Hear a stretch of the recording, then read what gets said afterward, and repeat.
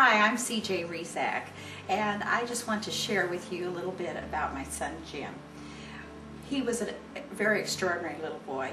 By 8 months, he was talking, he was walking, he was just unbelievable. I'd already had a child that seemed intellectually superior, but this little kid was out of the world.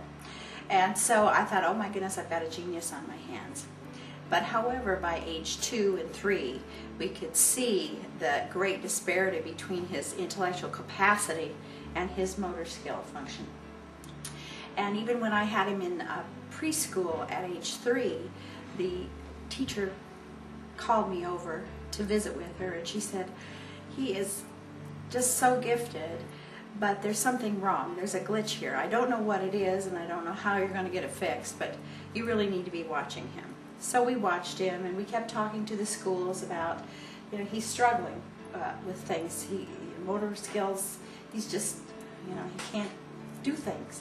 And we kept asking him when he was little, why can't you color? Why can't you hold things? Why can't you? And he kept saying, my hands are fluffy. And we didn't know what that meant. But because he had the intellectual capacity, his grades were above average. And so therefore I couldn't get much empathy or sympathy from the schools to help him. And it was at age 10 that Jim came home, and I always had chores for my children to do in the mornings before they went to school. Well, he hadn't been doing his chores. He came home from school that day, and I was at the sink, and he walked kind of by me, didn't even acknowledge me, which was rude, and went over and sat down in our family room with his back to me in the sofa. And I kept talking to him, and I finally thought, I'm not going to let this young man disrespect his mother, and so I walked over and squarely faced him to find him with tears rolling down his face. And I said, what on earth, Jim, is wrong? And he said, you don't know what it's like being me.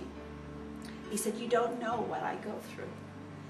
And he said, you say I'm smart, but I know I'm dumb because I can't get anything to come out right. And so I talked to him some more about what he was experiencing from his peers and the pressure that he felt.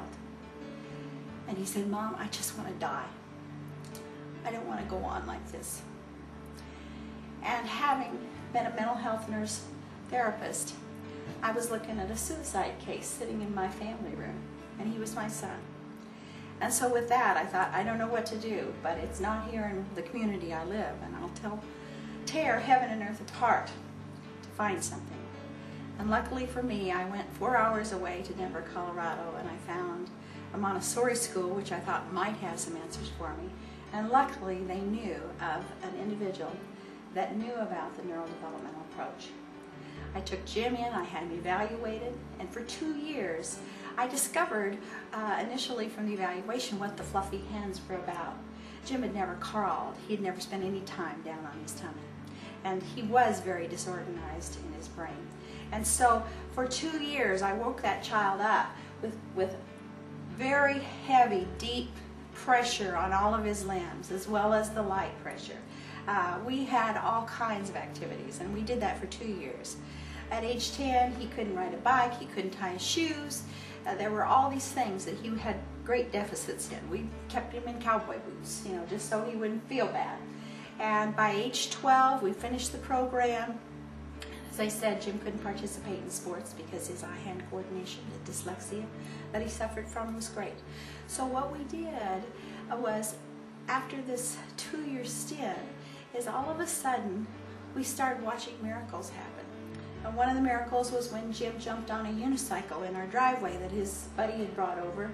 And I thought, oh my gosh, we're going to have a bad wreck here. And I watched that boy get on that unicycle and take it out of the driveway, bring it back around. And I just went out, and we all jumped around and cried because he was successful. By age 14, he was a Corps Mid-West Moto-Cross Champion. By age 15, Kawasaki Team Green had picked him up. There were only 7 boys in the United States that could compete on that level. And Jim rode motorcycles and raced through college until he had told me he wanted to be a dentist. And I said, well, you better make a decision about whether you're going to be a professional motorcycle racer or a dentist, because shortly after that he broke his collarbone, and he said, I think I'll have to give up my racing. Today Jim is a very successful dentist. He does advanced surgical techniques, implants, and maxillofacial surgery. He has a relationship with a college in Nebraska, and he annually lectures at colleges about business practices in the dental world.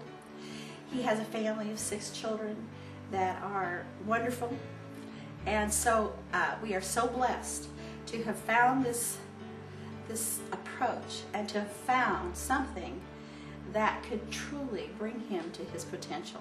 The day he graduated from dental school, he grabbed, and as we were leaving the auditorium, he grabbed a hold of me and pulled me off to the side, and he said, Mom, this is for you, because if you hadn't got me help, I wouldn't be here.